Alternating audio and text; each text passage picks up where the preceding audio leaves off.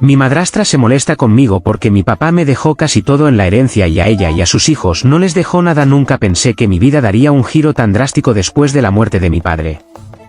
Siempre supe que su matrimonio con mi madrastra, Laura, no era precisamente el más feliz, pero jamás imaginé que la lectura de su testamento desataría una tormenta familiar de esta magnitud. Para darles contexto, mi padre y mi madre estuvieron casados durante muchos años y me tuvieron a mí como único hijo. Lamentablemente, mi madre falleció cuando yo era muy pequeño, y con el tiempo, mi padre conoció a Laura, con quien se casó y que ya tenía 2 hijos de una relación anterior. Nunca tuve una relación cercana con ella ni con mis hermanastros, ya que la diferencia de edad entre nosotros y el trato distante que siempre me dieron hizo imposible formar un vínculo real. Mi padre era un hombre trabajador que construyó su propio negocio desde cero. A lo largo de su vida, se aseguró de que yo tuviera todo lo necesario para mi educación y bienestar. Laura, por otro lado, nunca trabajó y siempre pareció más interesada en gastar el dinero de mi padre que en construir algo propio. Mis hermanastros, Tomás y Sofía, crecieron en una burbuja de privilegios sin conocer lo que era esforzarse por algo. Cuando mi padre falleció inesperadamente, su pérdida me afectó profundamente. Lo último que necesitaba era una guerra familiar, pero eso fue exactamente lo que sucedió en cuanto se leyó su testamento. Resulta que mi padre había dejado casi todo a mi nombre, la casa, el negocio y la mayor parte de sus ahorros. Laura solo recibiría una pequeña cantidad de dinero, lo suficiente para que pudiera mantenerse por un tiempo, y mis hermanastros no recibirían absolutamente nada. Apenas el abogado terminó de leer el testamento, Laura explotó en ira. «Esto es una broma, ¿verdad?», gritó, su rostro enrojecido por la furia. «Yo fui su esposa». «Nosotros también éramos su familia, lo siento, señora Laura», dijo el abogado con calma. Su esposo dejó instrucciones muy claras. Laura me miró con una mezcla de rabia y desprecio. «Seguro tú lo manipulaste», espetó. «Le llenaste la cabeza de ideas para que me dejara sin nada». «Eso no es cierto», respondí, tratando de mantener la compostura. Mi padre tomó sus propias decisiones.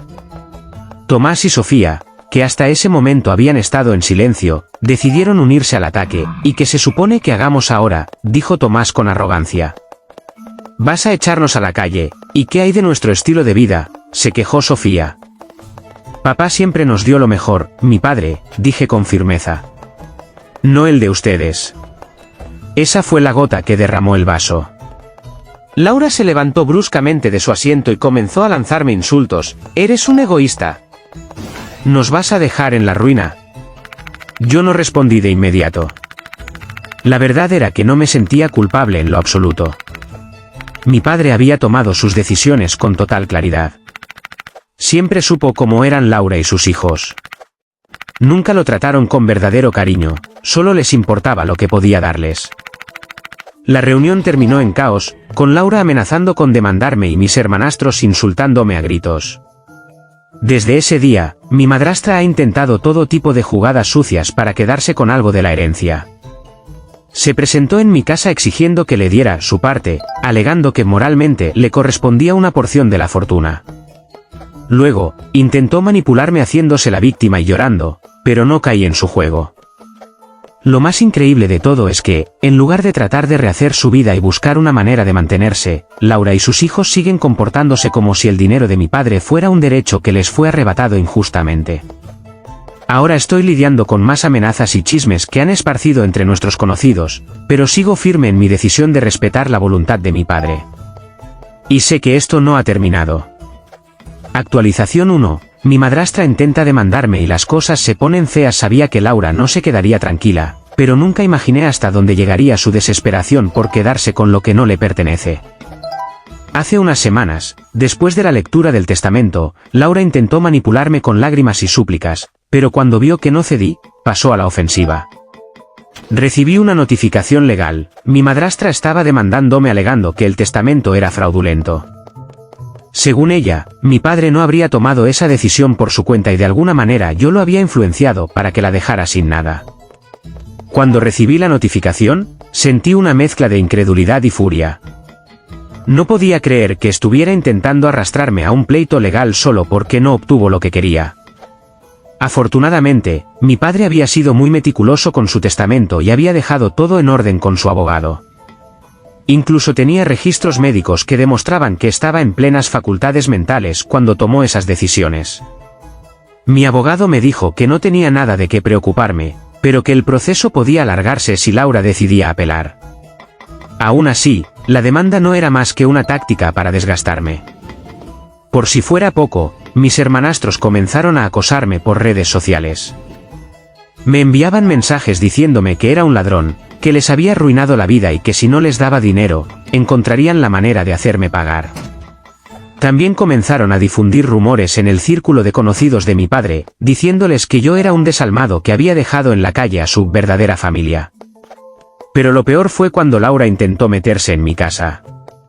Un día, sin previo aviso, se apareció en mi puerta con sus 2 hijos. Golpeó la puerta con fuerza y cuando abrí, trató de empujarla para entrar. «Este es nuestro hogar», gritó.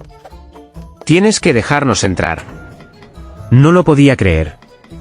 Tomás y Sofía estaban detrás de ella, con expresiones de pura rabia. «No tienes derecho a echarnos», espetó Tomás.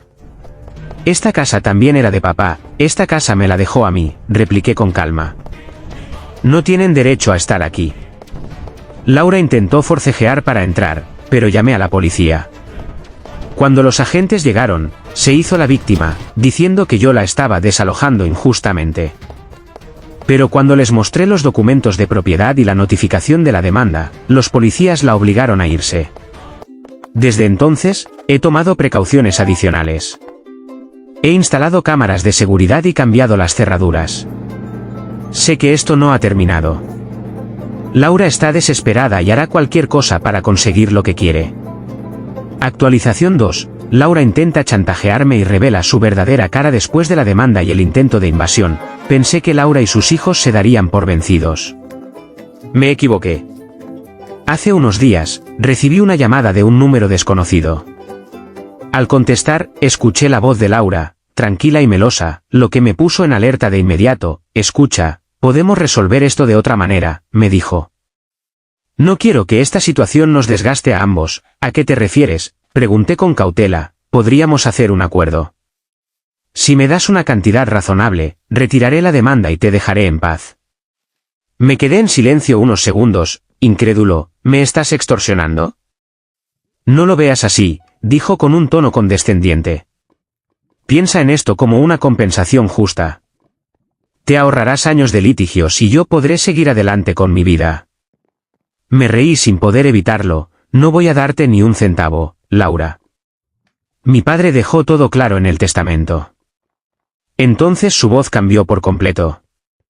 Pasó de ser calmada y persuasiva a furiosa y venenosa. «Eres un maldito egoísta», gritó.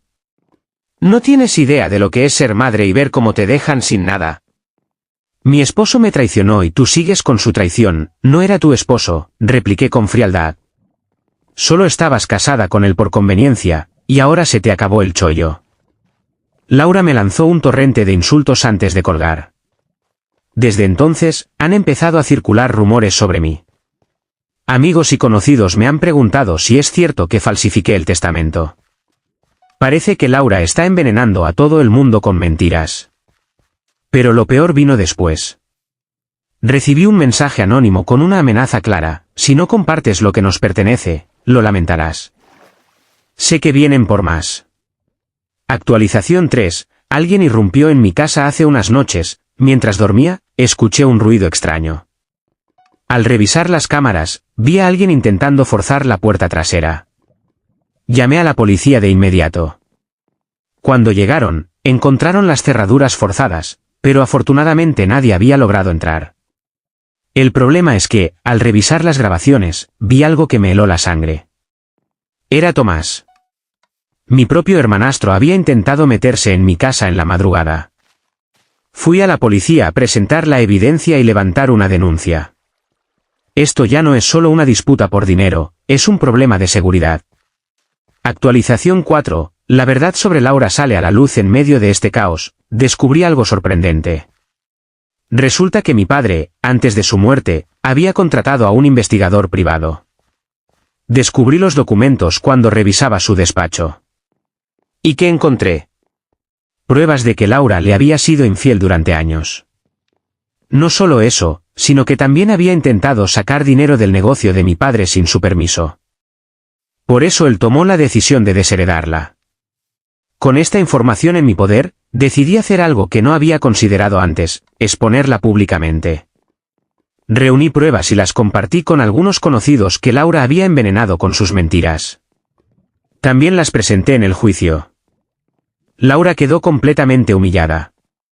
Actualización 5, la caída de Laura y el final de la batalla después de todo el caos. El juez falló a mi favor. La demanda de Laura fue desestimada y ahora enfrenta cargos por intento de invasión de propiedad, fraude y acoso. Tomás y Sofía, al ver que su madre no tenía escapatoria, intentaron alejarse de la situación, pero ya era tarde. Ambos perdieron cualquier credibilidad y contactos que pudieran haber tenido.